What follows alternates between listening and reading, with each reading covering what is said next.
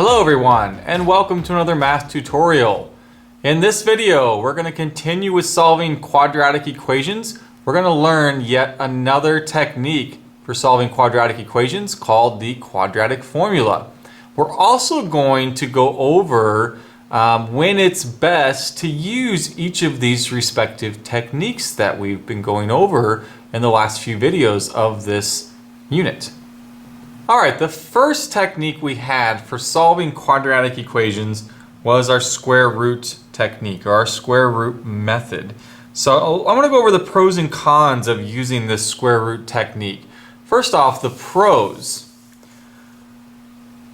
I think problems that you're going to use square root method on are very easily recognizable. Okay? They're easily recognizable because they lack the x term. So oftentimes these problems might look like this. Here's a couple of examples. You might have something like this: 2x squared minus 40 equals 0. So in other words, when I see a problem that doesn't have x, it has the x squared, but there's no other x term, I know that this is the way I'm going to solve this problem. The other kinds of problems, which are also easily recognizable, are the ones that have binomials squared. If I had something like that, I would certainly get rid of that square by just taking a square root of both sides. So I like square root method, one, because it's actually easy also, but two, I pretty much know when to do it, because these are the only problems that look like this. I'm going to use this technique. Now, the cons then of square root method is it doesn't work on everything. It only works on these specific kinds of problems. So we got the good and the bad of square root technique. The next technique that we had was a factoring method. Now, just like square root method, there are some pros and cons of the factoring technique. First, the pros. Generally, at least I think, it's fairly easy to factor, and I think it's pretty fast to factor. So I'm going to say easy and fast to factor trinomials when the leading coefficient is 1. Obviously, when you change that leading coefficient to something other than 1, it can get a little bit tougher. Still do it, just a little bit harder to solve. So, for an example, if I were to give you x squared plus 6x plus 8 equals 0, or just factor that. I would make this x plus 4, x plus 2, and I would solve for x, right? Now, just like square root technique, there are some limitations to factoring. The main limitations, limitation, is that it just doesn't work with everything. You know, if I take this same example problem, but I change it to be x squared plus 6x, and let's just say I change the 8 to a 7. Just one little change, just change the 8 to a 7. All of a sudden, this doesn't factor.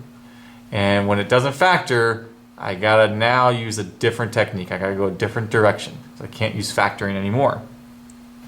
Okay, next came completing the square. That's the subject of the last video that we just watched in this playlist. So what were the good things about completing the square? What's the pros with completing the square? Well, first off, it solves the problems that can't factor. In fact, all problems, and that's important, every single quadratic equation can be solved by completing the square. Okay? So it's a universal technique. You can always use it, and it's always going to work. Okay? So that said, what are the cons? If this works for everything, then what's bad about it? Well, as we saw in the previous video, it can sometimes be very difficult to do. especially when the b is not even. Okay, when you have to take half of an odd number, it gets a little trickier. You have fractions, and it gets even more difficult when the a is not 1. When I had to divide the a off to begin, made even more fractions generally, it's even harder to do. So yes, we can do these harder problems, so we can do everything, but it can be a little bit challenging sometimes with completing the square. Okay, so that leads us to our last technique, and it's the subject of this video, is the quadratic formula method. So what are the pros with the quadratic formula? Well, essentially, just like completing the square, it can solve all quadratic equations. And because it is a formula, it's a more procedural problem where you're just gonna work through the formula every single time, and every problem is going to work out exactly the same as far as following the same steps go. The cons are that you have to be very careful that you follow order of operations. A lot of mistakes are made in order of operations when you work through the formula, and for some of us this might be harder than others, but you have to memorize a formula. I'm not going to give it to you on assignments. If I'm your teacher, I'm going to expect you to know it if you want to use it. So that's it. Just like completing the square, it solves everything, but you got to be a little bit careful. Some people like quadratic formula and they just do it on every problem because it solves every problem. For me, I kind of run through the methods in the order that I presented them. I look at square root method and factoring first because they're the quickest and the easiest way to work out a problem. And then if I can't do one of those two, I look at completing the square. And for me, I do completing the square almost every time unless the numbers make it so that I think it's going to be really challenging. And then as kind of a last resort, if everything else fails, I've got quadratic formula. This is kind of like your break glass in case of emergency technique. It's going to solve everything that the other techniques either fail to solve or are too difficult to solve. So that's how I use it as far as orders go. Again, I know some students, once they learn this, they just want to use this on everything. And that's fine too. You can certainly do that. That's up to you to decide, I guess, which method to use on which. Alright, so what exactly is the quadratic formula? So if I give you a quadratic equation in standard form, so we have ax squared plus bx plus c equals 0. It has to equal 0, so if it doesn't equal 0, make it equal 0 first to get it in standard form. And the solutions to the equation can be found using the following formula. So here's your quadratic formula. It is x equals negative b plus or minus the square root of b squared minus 4ac all divided by 2a. So where I said in the previous slide, one of the cons is you have to memorize this formula. Like, it's pretty significant formula. There's a lot going on there. Now when you do maybe 5, 10, 20 problems, you're probably going to get pretty good at the formula, and you're probably going to memorize it just through the process of doing enough practice problems, but you do have to know it.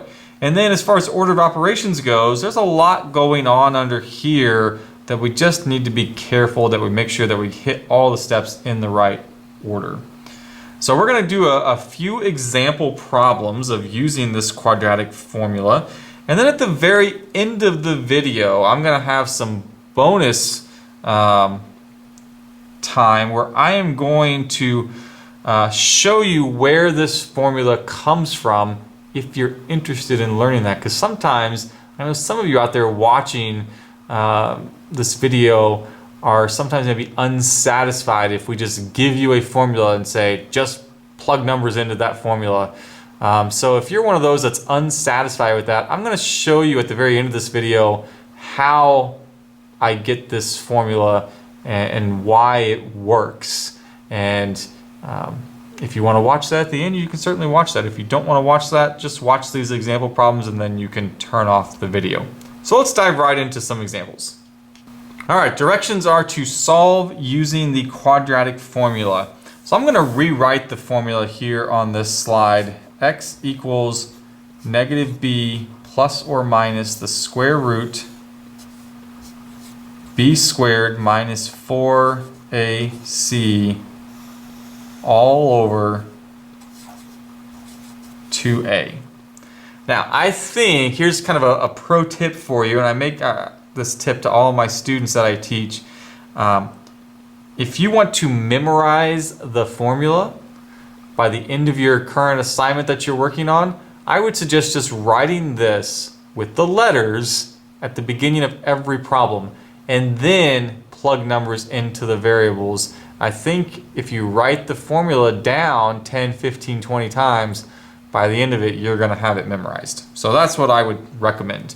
Now, we're going to plug in numbers for the a, b, and c, and those numbers come from the coefficients right here. So the value of a is 1, the value of b is 9, and the value of c is negative 4 right there. So we're going to put those three numbers into every instance of a's, b's, and c's that I see.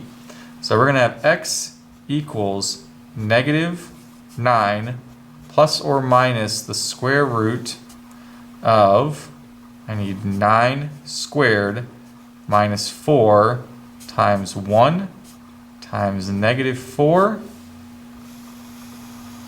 all over 2 times 1. All right, now, what I typically do next is I work underneath the square root. So I'm going to do the under the square root stuff. I'm going to do this in a couple stages. The b squared part, this part right here, I can go ahead and work that out. 9 squared is 81. Now I'm going to work out the product of these three numbers. Now this is where you have to be super careful. When I look at this, I have got a negative sign there and a negative there. Two negative numbers when multiplied make a positive, so make sure you get the sign right. And now that I've taken care of the sign, it's just 4 times 1 times 4, which is 16, all divided by 2 times 1, which is 2. I'm going to send this up here to give me a little extra workspace. So now I have x equals negative 9 plus or minus square root of 81 plus 16 is 97 all over 2. Now, it just so happens that this is finished, but there are a couple of things that you need to look for, and I'm going to write them down here, and we're going to see them, I think, on some of the other example problems. But you need to always check for the following.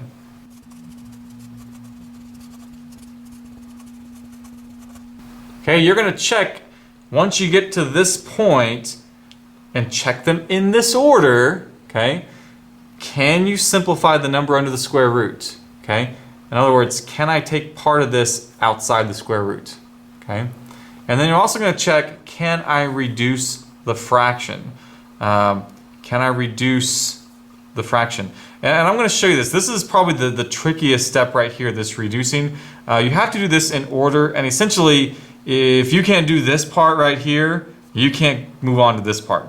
So don't reduce unless you can do this, and then if you can do this, then you're going to check if you can do this, okay? So hopefully we see in the next couple examples kind of what I'm talking about there. All right, here we go. Another example. We're going to solve with quadratic formula. So let's just write down the formula again because I want to get really good at memorizing it. Negative b plus or minus the square root of b squared minus 4ac all divided by 2a. Okay, so plugging our numbers in. This time the b is -4, so I'm going to have negative, which is the negative from the formula, and then -4 plus or minus the square root of, now the b again is -4, so -4 squared minus 4 times a, which is 1, times c, which is -14, all divided by 2 times 1. So x equals, so my negative on this 4 is going to go to +4, plus or minus. Now, -4 squared, be very careful. If you are a calculator dependent person, if you like to type things into the calculator, if you type in -4 squared, I don't know if you can see that, if I can bring it up a little bit. If you type in -4 squared without putting parentheses around that -4, your calculator is going to give you -16, which is not the right answer. So I typically don't use my calculator, I just use my brain instead. -4 squared is -4 times -4, which is +16. And now, notice I've got a negative and a negative, so that's going to multiply to positive. And I need 4 times 1 times 14, which is 56. All divided by 2 times 1, which is 2. I'm going to come up here again with some more room. So x equals 4 plus or minus square root. So 16 plus 56 is 72 over 2. Now, remember the last slide, the order that I put at the end, because you have to always, 100% of the time, you want to simplify the square root before you look at reducing the fraction. If you reduce this fraction right now, it's very likely you're going to miss the problem. So work on the square root. 72 is 36 times 2, and the 36 square roots to 6. Square root of 2 left over 2. Now, when you reduce, this is super important. You have to reduce all 3 numbers that are outside of the square root. Okay?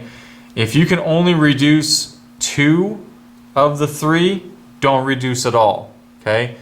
Only reduce if you can reduce them all. Now, all of those numbers divide by 2, so I'm going to go ahead and do that. 4 divided by 2 is 2. 6 divided by 2 is 3. 2 divided by 2 is 1. I'm not going to write over 1. So my answer simplifies or reduces to that.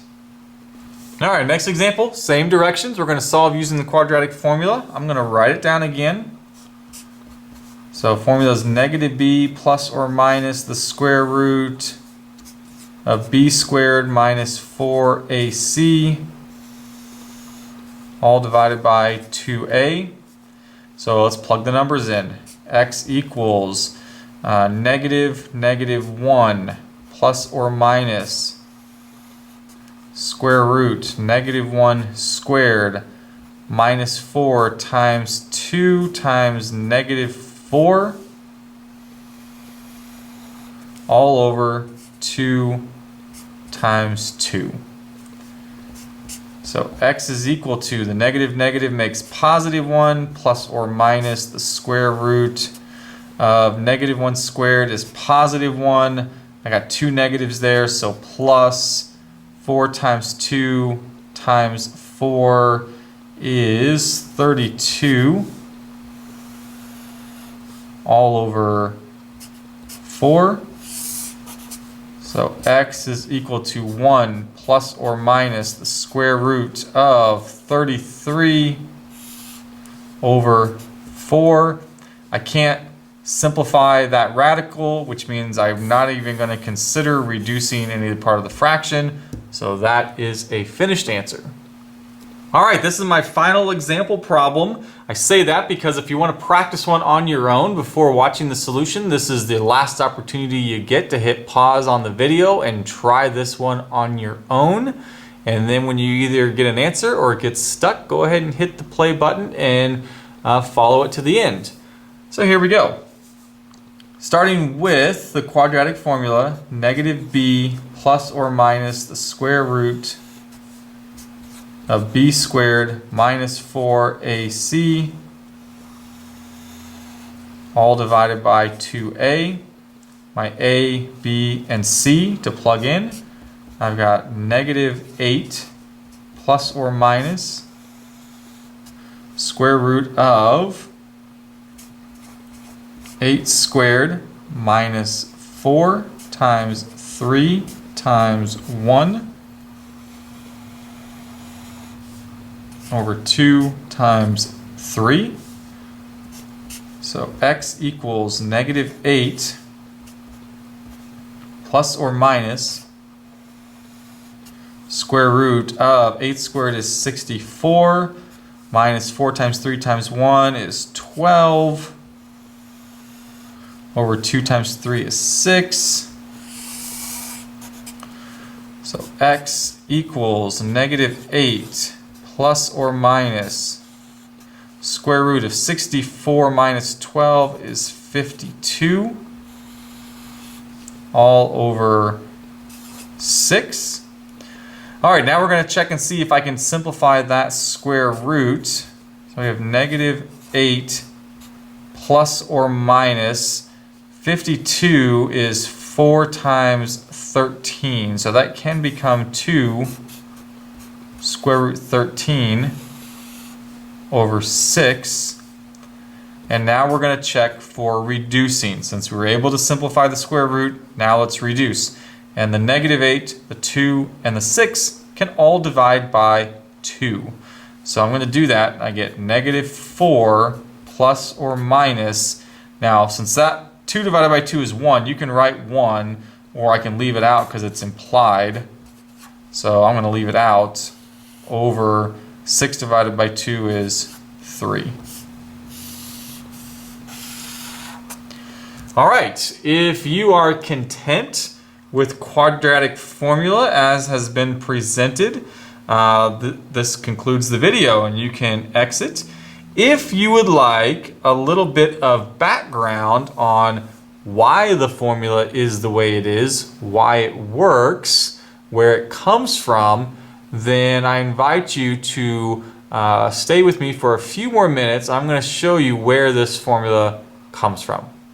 Okay, so we have a quadratic equation here. Now this quadratic equation has all the traditional standard form letters in front of it. So we've got ax squared plus bx plus c equals 0. I want to solve this equation for x. And then when I do that, the solution is going to be the quadratic formula. So I want to show you kind of where this comes from. And basically it comes from completing the square, right? We said in the last video, we even said in this video, that completing the square solves every quadratic equation. So that's what I'm going to do with this. I'm going to complete the square. Now, how do we complete the square? In the previous video, we said that if there was something in front of the x squared, you need to divide it off. So I'm going to divide everything by a, because I need that to be 1x squared. So that's going to now be x squared plus b over ax plus c over a, and 0 divided by a is still 0. Now when we completed the square, we need to next isolate the x terms, so this c over a needs to move. So this is going to be x squared plus b over ax, I'm going to leave some room, equals negative c over a. And now when I complete the square, I'm going to add to both sides. I want half of this. So let's do that over here, scratch work. Half of b divided by a is b divided by 2a. I'm going to square that to both sides. I'm going to go ahead and square it over here to give me b squared over 4a squared.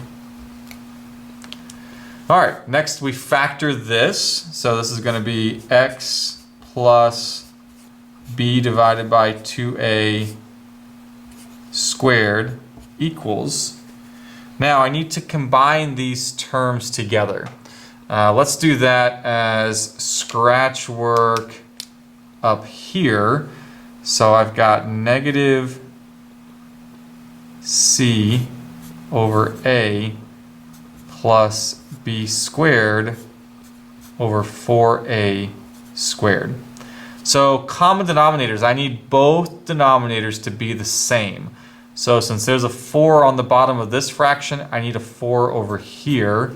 And I can't just put a 4 there unless I put a 4 on top. So I'm going to offset that like that. And then this has got a squared. This just has a. So I need to multiply this by another a because a times a is a squared. So now I've got negative 4ca over 4a squared. And I've got b squared over 4a squared. These can now be combined. So let's combine them to be, I'm going to do it right here, negative 4ca plus b squared over 4a squared. So now I'm going to bring that back here, but I'm going to do a little bit of manipulation of the numerator. We know addition is commutative, so I can switch these terms. I'm going to put the b squared first. And I'm going to change this negative 4ca to negative 4ac. Multiplication is also commutative, so I can switch the order of the ca to ac. It's all divided by 4a squared. All right, starting to look familiar. Now I'm going to take a square root of both sides. That's going to cancel that. So that gives me x plus b divided by 2a equals. Now, if I split this up, notice the denominator 4 and a squared are perfect squares. Square root of 4 is 2, square root of a squared is a, and then the rest of this I'm going to leave under the square root.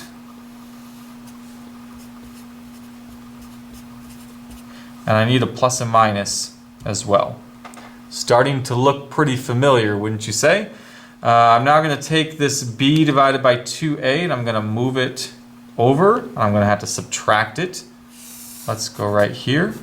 So I'm going to have negative b divided by 2a plus or minus the square root of b squared minus 4ac over 2a. And now since both these fractions are over 2a, I can put them together. I get x equals negative b plus or minus the square root of b squared minus 4ac all divided by 2a. That, ladies and gentlemen, is your quadratic formula. All it is simply completing the square. That's why completing the square, why we taught it first, and I think it's so essential and so important to become good at completing the square, is because that's really all this is. And if you get really good at completing the square, I think it's only going to help you be better at this, and at the very least you're going to understand that that's where this formula comes from. All right, that officially concludes the video. If you have any comments or questions, please drop them in the comments section below. I really appreciate you watching to the end of this video and picking up on this. Even if it was hard to follow, if you watch it a couple times, I think it will help and hopefully sink in. As always, I want to thank you for watching to the end of the video. I'll see you in the next one.